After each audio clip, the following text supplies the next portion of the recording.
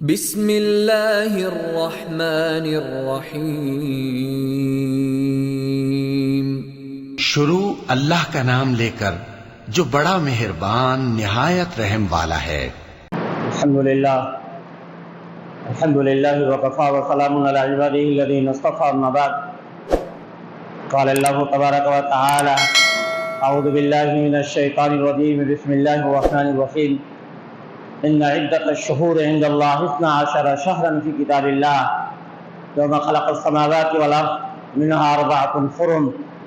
صدق اللہ العظیم۔ برادران اسلام، آج میں نے اپنی گفتگو کا جو موضوع بنایا ہے وہ موضوع اس طرح سے ہے کہ قربانی کے مہینے کی اہمیت، قربانی کے مہینے کے 10 دن یعنی پہلا عشرہ، اس کی فضیلت، یوم عرفہ کے روزے کی اہمیت، 9 ذی الحجہ کی فجر سے 13 ذی الحجہ کی عصر تک تکبیر تشریق کا حکم۔ اس میں ایک پہلو یہ بھی آتا ہے کہ جب حضرت ابراہیم علیہ السلام کے ذہن کے اندر یہ بات آئی کہ اللہ تیرے حکم کو ہم پورا کر رہے ہیں، توحید کی لوگوں کو دعوت دے رہے ہیں، شرکیہ اعمال سے لوگوں کو روک رہے ہیں، جنت کا راستہ لوگوں کو دکھا رہے ہیں، جہنم سے لوگوں کو بچانے کی کوشش کر رہے ہیں۔ حضرت ابراہیم علیہ السلام کے دل کے اندر یہ جذبہ پیدا ہوا ان کاموں کے ساتھ ساتھ کہ اللہ ہمارا کوئی سواری ہو جائے، ہمارے یہاں ایسی اولاد ہو جائے جو اس طرح کے کام کو ہمارے باپ بھی کر سکے۔ 50 سال تک دعا کرتے رہے ہیں اور اللہ پاک کو تعالیٰ سے دعا کر رہے ہیں، رب ہب لی من الصالحین، اے میرے رب مجھے صالح اور نیک اولاد سے نواز دے، مجھے نیک اولاد دے دے۔ 50 سال کا عرصہ گزرا ہے دعا کرتے کرتے، 84 سال کی عمر میں حضرت اسماعیل کی پیدائش ہوئی ہے۔ اس 50 سال کے عرصے میں حضرت ابراہیم علیہ السلام کا جو سر ہے کسی اللہ کے علاوہ کسی اور در پہ نہیں، ان کا سر ان کا جو تخت سوال ہے، دعاؤں کے جو ہاتھ ہیں صرف اللہ کے سامنے اٹھتے ہیں، نہ کسی مزار کے سامنے، نہ کسی مقدس جگہ کے سامنے، نہ کسی بندوں کے سامنے، نہ اللہ کے مخلوق کی کسی بھی شکل کے سامنے۔ حضرت ابراہیم علیہ السلام نے اپنے جذبے کا اظہار کیا، دعا مانگی تو صرف اللہ سے۔ انہوں نے لوگوں کو بیان دیا کہ نفع اور نقصان کا مالک اللہ ہے، اولاد دینے میں صرف اللہ قادر ہے۔ آج اس حوالے سے کوئی سمجھوتا نہیں ہو سکتا۔ اگر ہم لوگ قربانی کر رہے ہیں تو قربانی کرتے ہوئے اپنے عقیدے اور ایمان کو اس طرح سے بھی مضبوط کرنا ہوگا۔ ہم بزرگوں کو مانتے ہیں، ہمارے اکابر، ہمارے بزرگان دین، ان کے ذریعے سے اللہ تعالیٰ نے ہم کو توحید کی امانت دی ہے، اللہ تعالیٰ نے صحیح راستہ دکھایا ہے، ہم ان کا احترام کرتے ہیں، ہم ان کے خلاف کسی طرح کی بھی گستاخی کو برداشت نہیں کر سکتے، لیکن ساتھ ہی ہمارا یہ جذبہ بھی ہونا چاہیے کہ ہم کسی بھی مذہب، کسی بھی مذہب، کسی بھی اہل مذہب کو خدا کا درجہ نہیں دے سکتے، ان کے سامنے سجدہ نہیں کر سکتے، ان سے دعائیں نہیں مانگ سکتے، نظر و نظر صرف اللہ سے جائز ہے۔ حضرت ابراہیم علیہ السلام کی ملت کا آج عید الاضحیٰ کا ایک اہم پیغام اور آگے بڑھیے۔ حضرت ابراہیم علیہ السلام کے ہاتھوں، حضرت اسماعیل علیہ السلام کے ہاتھوں خانہ کعبہ کی تعمیر ہوئی۔ خانہ کعبہ کے تعمیر کے بعد اللہ تعالیٰ نے حکم دیا تھا حضرت ابراہیم علیہ السلام کو کہ وَأَذِّن فِي النَّاسِ بِالْحَجِّ، لوگوں میں حج کا اعلان کیجیے، لوگوں میں حج کا اعلان کیجیے، لوگ آئیں گے حج کرنے کے لیے، اور حج کرنے کے لیے لوگ پہنچے ہوئے ہیں، لاکھوں کی تعداد میں دنیا میں کوشش ہے، ہر طرف سے لبیک اللہم لبیک، لبیک لا شریک لک لبیک، ان الحمد والنعمۃ لک والملک لا شریک لک کی صدا لگ رہی ہے۔ مکہ اور مدینے کی سرزمین اس صدا سے گونج رہی ہے، لیکن ایک خاص بات کی طرف میں آپ کی توجہ مبذول کرنا چاہتا ہوں۔ قربانی کرنے سے پہلے ملت ابراہیمی کی پیروی میں اپنا ذہن اس طرح سے بنائیے، آپ میں سے جتنے لوگ حج کر دیا، آپ میں سے جتنے لوگ عمرہ کر چکے ہیں، میں نے بھی کیا الحمدللہ، جو لوگ عمرہ کر چکے ہیں، جو لوگ حج کر چکے ہیں، حرمین شریفین میں جن کو نماز پڑھنے کی سعادت حاصل ہوئی ہے، آپ نے دیکھا، آپ نے यहाँ देखा होगा कि कोई यहाँ हाथ बांधे हुए है, कोई यहाँ हाथ बांधे हुए है, कोई यहाँ हाथ बांधे हुए है। देखा तो कोई झगड़ा होता है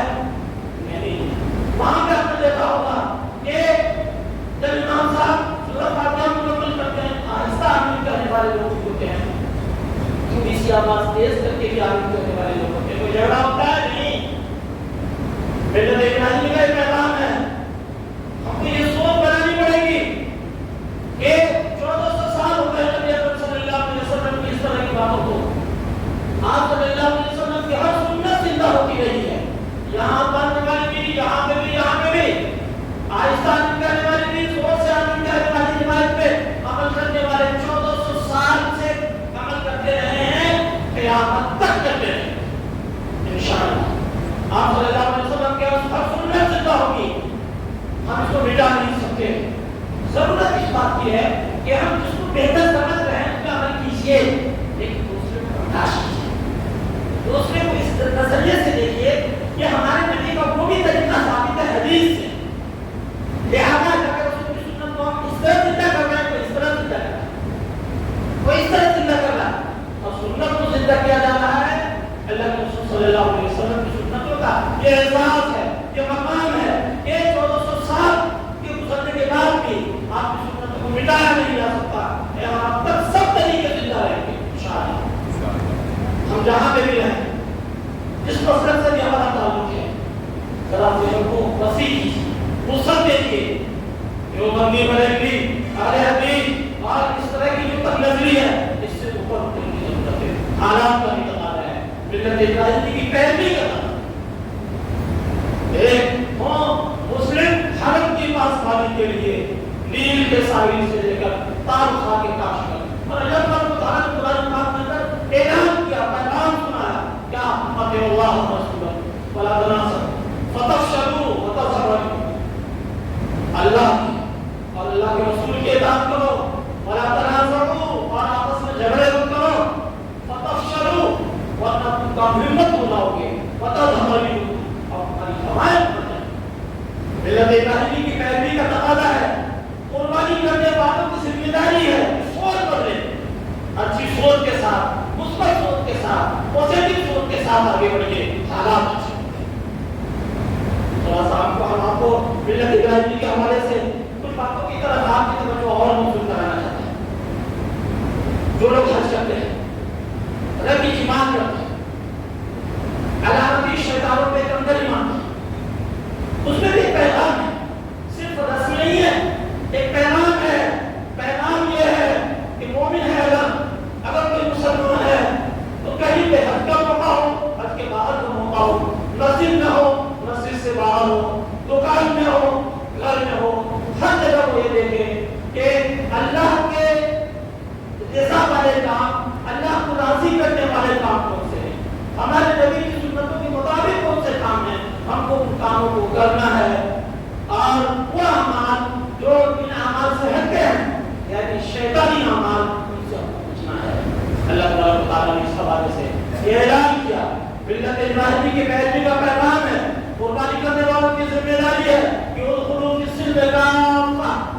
इस्लाम के अंदर पूरे के पूरे दाखिल हो जाओ, वला तत्तबिउ खुतुवात शैतान, और शैतान के नक्शे कदम पे मत चलो, इन्नहु लकुम अदुव्वुन मुबीन, बेशक वो तुम्हारा खुला हुआ दुश्मन है। और भी बहुत सारी बातें हैं बताने की, क्योंकि वक्त में ज्यादा गुंजाइश नहीं होती है, कुछ अहम बातें और हमने आपको बता दी। देखिए,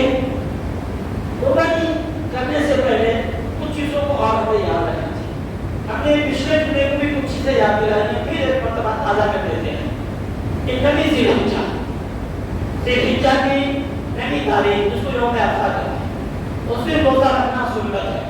इब्न माजा की रिवायत है कि अल्लाह के रसूल सल्लल्लाहु अलैहि वसल्लम ने बात बताई कि जो यौम अरफा यानी नबी ज़िलहिज्जा को रोजा रखेगा, उसका एक रोजा 1 साल पहले और 1 साल बाद के गुनाहों का कफारा बन जाएगा। एक रोजे की वजह से, नबी ज़िलहिज्जा के रोजे की वजह से 1 साल पहले और 1 साल बाद के गुनाहों को अल्लाह ताला माफ फरमा देगा। इरादे कीजिए कि हम सब के सब इंशाअल्लाह नबी ज़िलहिज्जा को यौम अरफा को रोजा रखेंगे इंशाअल्लाह। इसी तरीके से 10वीं ज़िलहिज्जा की रात की जो सुन्नत है, ایک تو یہ ہے کہ رات کی عبادت، حدیث کے اندر آتا ہے، اللہ کے رسول صلی اللہ علیہ وسلم نے یہ بات بتائی کہ جو شخص عید اور بقرعید کی راتوں میں اللہ کو یاد کرتا ہے، ان راتوں کو زندہ رکھتا ہے، یعنی عبادت میں اپنا وقت تھوڑا سا لگا دیتا ہے، تو ایسے لوگوں کے دل اس دن نہیں بڑھیں گے جس دن دوسرے لوگوں کے دل مردہ ہو جائیں گے، یعنی قیامت کی ہولنا کی اور پریشانی سے ایسے افراد اور ایسے لوگوں کی حفاظت ہوگی جو عید اور بقرعید کی رات میں اللہ کو یاد کرتے ہیں، عبادت کرتے ہیں، نماز پڑھتے ہیں۔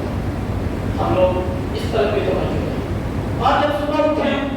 10 بجے جب تو اس دن کی کچھ سنتیں ہیں، اس سنتوں کو یاد کر لیجیے، ذہن میں بیٹھائیے۔ بقرعید کے دن ایک ہی بار بولوں گا میں، بار بار ریپیٹ کرنے کی گنجائش نہیں ہے۔ بقرعید کے دن صبح جلدی اٹھنا، مسواک کرنا، غسل کرنا، اچھے کپڑے پہننا، خوشبو لگانا، بغیر کچھ کھائے ہوئے عیدگاہ جانا، عیدگاہ جلدی جانا، عیدگاہ پیدل جانا، ایک راستے سے جانا، دوسرے راستے سے آنا، اور راستے میں بلند آواز سے اللہ اکبر اللہ اکبر لا الہ الا اللہ اللہ اکبر اللہ اکبر وللہ الحمد کہنا سنت ہے۔ اگر ممکن ہو سکے تو اس دن کا جو ناشتہ ہے قربانی کے گوشت سے کریں، اگر ممکن ہو سکے۔ اسی طریقے سے قربانی کو ہم کریں کیسے کریں، اس کے کچھ آداب ہیں۔ سب سے پہلی ذمہ داری ہماری ہے وہ ہر شریف کی رعایت کہ بہتر یہ ہے کہ قربانی کرنے والا اپنے ہاتھوں سے جانور ذبح کرے، قربانی کرنے والا اپنے ہاتھوں سے جانور ذبح کرے۔ یہ ہدایت اس حدیث کے اندر ہے، وہ حدیث بخاری شریف کے اندر ہے۔ طریقہ کیا ہے؟ طریقہ ڈال لیجیے آپ۔ دیکھیے دو کام ہوتے ہیں، ایک اس کا کھال اتارنا ہے، گوشت کاٹنا ہے، اور بھی دوسرے کام ہوتے ہیں۔ وہ سب آپ کو نہیں آتا ہے، کوئی بات نہیں، دوسرا اجرت دے کے کرے گا۔ لیکن کم سے کم درجہ یہ ہے کہ دعا کر کر کے جانور کی حلقوم پہ چھری پھیر لیں، اتنا کام تو کر سکتے ہیں۔ اس کے ارادے کیجیے انشاءاللہ۔ اور کریں گے کیسے، طریقہ کیا ہے اس کا؟ اس کے آداب یہ ہے کہ جانور کو ذبح کرنے سے پہلے اس کی نظر سے دور، اس کی نظر سے ہٹ کے چھری کو اچھی طرح تیز کریں۔ جانور کے سامنے چھری تیز کرنے سے جانور کو تکلیف اللہ کے رسول نے سے منع کیا۔ دوسرے یہ کہ وہ جانور جو ہے قربانی کا جانور، اس کو ادب سے لے کر کے جانا، جہاں ذبح کرنا ہے نا مارے نہیں، گھسیٹ کے نہ لے جائیں، ادب سے لے جائیں۔ اور وہاں پہ جب ہم لے کے چلے جائیں تو کیسے لے جائیں؟ قربانی کے جانور کو بائیں پہلو پہ، بایاں پہلو، بایاں کروٹ بائیں پہلو پہ لے جائیں، اور اس کا جو چہرہ ہے نا اس کو قبلہ کی طرف کریں۔ یہ کیسے ممکن ہوگا؟ جانور کا جو گھر ہے اس کو دکھن طرف یا اتر طرف رکھیے، اور اس کا سب دکھن طرف رکھیے، تو بایاں پہلو ہو جائے گا جانور کا، آپ اس کا جو چہرہ ہے اس کو قبلے کی طرف کر دیجیے۔ اور کیا پڑھیے؟ یہ پڑھیے کہ انی وجہت وجہی للذی فطر السماوات والارض حنیفا وما انا من المشرکین ان صلاتي ونسكي ومحياي ومماتي لله رب العالمين لا شريك له وبذلك امرت وانا اول المسلمين اللهم انت ولي۔ کیا مطلب ہے اس کا؟ یہ دعا صرف دعا نہیں ہے، قربانی کی روح ہے اس کے اندر، قربانی کا ہم پیغام ہے اس دعا کے اندر۔ یہ دعا مانے کے ساتھ ہم کو یاد ہونا چاہیے۔ کیا ہے مطلب اس کا؟ اس کا مطلب یہ ہے کہ میں نے اپنا رخ ہر طرف سے یکسو، ہر طرف سے کر کے اس اللہ کی طرف کر دیا ہے۔ ان کی بچہ وجہی للذی فطر السماوات والارض، جس نے آسمانوں اور زمین کو پیدا کیا۔ وما انا من المشرکین، اور میں مشرکین میں سے نہیں ہوں، یعنی قربانی کرنے سے پہلے یہ عہد کرنا ہے کہ ہم شرک کبھی نہیں کریں گے، شرکیہ اعمال ہم سے کبھی نہیں ہوں گے۔ ان صلاتی، بے شک میری نماز، اور نسکی، اور میری قربانی، ومحیایا، اور میری زندگی، ومماتی، اور میری موت للہ رب العالمین، اس اللہ کے لیے ہے جو تمام عالم کا پالنہار ہے، پالنے والا ہے۔ لا شریک لہ، اس کا کوئی شریک نہیں، وبذلک امرت، اور اس اسی بات کا مجھے حکم دیا گیا، اسی توحید کی ہمیں دعوت دی گئی، اسی توحید کے ذریعے سے قربانی کر رہے ہیں۔ وَأُمِرْتُ وَأَنَا أَوَّلُ الْمُسْلِمِينَ، اور یہ بھی کہ میں پہلے مسلمانوں میں سے ہوں۔ جانور کو ذبح کرنے سے پہلے یہ الفاظ استعمال کرنے ہیں، وَأَنَا أَوَّلُ الْمُسْلِمِينَ، میں پہلے مسلمانوں میں سے ہوں، یعنی میں کہیں پہ بھی رہوں گا، کوئی بھی کام کروں گا، زندگی کے کسی شعبے سے میرا تعلق ہوگا، کسی بھی ڈپارٹمنٹ سے ہم میں رہیں گے، ہم مسلمان بنے رہیں گے، اسلامی شان کے ساتھ رہیں گے، توحید کے ساتھ رہیں گے، اس طرح کے جذبے کے ساتھ اس طرح یہ دعا کے الفاظ پڑھنے اور یہ کہنا ہے اللہم منک ولک، یہ جانور جو ہمیں کچھ ہزار روپے میں خریدا ہے، ہمارا اپنا کوئی کمال نہیں ہے، اللہ نے ہمیں اس لائق بنایا تھا، اس لیے ہم اس جانور کو خرید پائے ہیں۔ اللہم منک، اے اللہ یہ تیرا ہی دیا ہوا ہے، ولک، اور تیرے ہی حضور پیش ہے۔ اور یہ کہتے تھے بسم اللہ اللہ اکبر کہتے تھے، جانور کے رکوع میں چھری پھیر ہے، اور جلدی سے جلدی سبر کر لیں، زیادہ دیر نہ لگائیں تاکہ جانور کو رب سے مت کریں، اور جب جانور کے چھری پھیر دیں تب یہ دعا پڑھیں اللہم تقبل منی، اے اللہ اس سے اس کو قبول کر لے، اس قربانی کو اس سے قبول کر لے، کما تقبل من خلیل ابراہیم، جیسا کہ تم نے قربانی قبول کی اپنے خلیل حضرت ابراہیم سے، وحبیبی کو محمد، اور اپنے حبیب حضرت محمد صلی اللہ علیہ وسلم علیہ السلام، ان دونوں میں تو السلام، یہ قربانی کی دعا ہے۔ اور اس دعا کے ساتھ جو ہے قربانی پوری ہوتی ہے ہماری، لیکن ایک بات کا دھیان رکھنا ہے کیونکہ ہماری شریعت کا تقاضا ہے، شریعت کا مطالبہ ہے، وہ کیا ہے کہ جو کسائی آتا ہے ہمارے یہاں وہ چاہتا ہے کہ جلدی سے جلدی نمٹائیں، دوسری جگہ بھی جانا رہتا ہے، کئی جگہ جاتا ہے۔ ہدایت ہے، اسلام کی تعلیم ہے کہ جب جانور کو ہم ذبح کریں جب تک وہ پورا ٹھنڈا نہیں ہو جائے، جب تک جانور پورا ٹھنڈا نہ ہو جائے تب تک نہ اس کی کھال اتاری جائے نہ اس کا گوشت کاٹا جائے۔ آپ پابند کیجیے اپنے کسائی کو کہ جانور کو پورا ٹھنڈا ہونے دو، اس کے بعد کھال اترے گی، اس کے بعد گوشت کاٹا جائے۔ یہ کچھ باتیں تھی جو آپ کے سامنے آئی، صرف ایک بات کی طرف توجہ میں آپ کی موجود کرا، ایک سوال ہے ایسا، بہت سارے لوگ ہم میں سے عید الاضحیٰ کی نماز پڑھنے کے لیے جب جاتے ہیں تو جلدی جلدی میں باوجود بھی کوشش کرتے ہیں جلدی پہنچے، لیکن آپ کی جگہ ایک منٹ آپ ماحول لے لیں کہ جلدی جلدی میں کیا ہوتا ہے کہ اس کی رکعت چھوٹ جاتی ہے، کبھی قرات شروع ہو جاتی ہے تب آپ پہنچتے ہیں، پہلی کوشش ہم یہ کریں کہ اس کی نوبت نہ آنے دیں، اور اگر ایسا ہو جائے تو مسئلہ ہے اس کا۔ آپ جب پہنچے عید الاضحیٰ کی نماز پڑھنے کے لیے جماعت شروع ہوئی، کیسے پڑھتے ہیں عید الاضحیٰ کی نماز؟ نماز ویسے ہی ہے جیسے دو رکعت نماز پڑھتے ہیں، صرف 6 زائد تکبیر ہوتی ہے، امام کے پیچھے پڑھتے ہیں، نیت کر کے اللہ اکبر کہتے ہیں، دیکھ لیجیے آپ سمجھ لیجیے، بہت سارے لوگ اس کو جانتے ہیں، خاص طرح کیا کرتے ہیں، ہاتھ چھوڑتا ہے، ہاتھ باندھتا ہے، اسی کا دیکھ کے کر لیں گے وہ دام کر سکتے، ایسا مت کیجیے، سیکھ لیجیے گا تو آپ دوسروں کو بھی سکھائیے گا۔ آپ عید الاضحیٰ کی نیت کے ساتھ آپ نے نماز کی نیت باندھی، سنا پڑھ لیا، سنا پڑھنے کے بعد آپ کو 3 تکبیر کہنی ہے۔ پہلی تکبیر میں اللہ اکبر، اللہ اکبر، جن کا مطلب کام کرنے کے بعد دوسری تکبیر میں اللہ اکبر کہہ کے ہاتھ باندھ، پھر قیام ہوگی، رکوع ہوگا، سجدے ہوں گے، دوسری رکعت کی قرات ہو جائے گی، قرات ہو جائے گی رکوع سے پہلے، پھر اس وقت 3 تکبیر کہی جائے گی اس سے پہلے، اللہ اکبر، اللہ اکبر، اللہ اکبر، یہ تکبیر ہو گئی، 6 زائد تکبیر ہو گئی۔ اب جو چوتھی تکبیر ہوگی تو رکوع کی تکبیر ہے، کام تک ہاتھ نہیں اٹھائیں گے، بغیر دم تک آپ اٹھائے ہم رکوع سے باقی نماز ایسی ہوگی جیسے پڑھتے ہیں۔ جو مسئلہ آپ کو بتانا تھا وہ یہ تھا کہ آپ ایسے وقت پہنچے ہیں وہاں پہ کہ جو ہے قرات شروع ہو گئی تھی، اب تکبیر جو ہے 6 زائد تکبیر یہ واجب ہے، یہ واجب ہے، ضروری ہے، لازم قبل سے، اب کب کہیں گے تو جبکہ حکم یہی ہوتا ہے عام طور سے قرات ہوتا ہی آپ کو چپ چاپ کرنا ہے، اب یہ 6 زائد تکبیر آپ کے لیے بھی ہے، امام صاحب کے لیے بھی ہے، اب کب کہیں گے تو حکم اس کا یہ ہے کہ آپ جب پہنچے ہیں قرات شروع ہو گئی ہے ہے تو آپ جاتے ہی یہ تینوں سائڈ تکبیر کا ہے یہ مان لیا تینوں سائڈ تکبیر کا کر کے آپ کے نام کے ساتھ شریک بھلے میرا چل رہی ہوگی لیکن تینوں سائڈ تکبیر شروع میں کہہ رہے نہیں آپ اس کے بعد امام صاحب کی قراءت ہوئی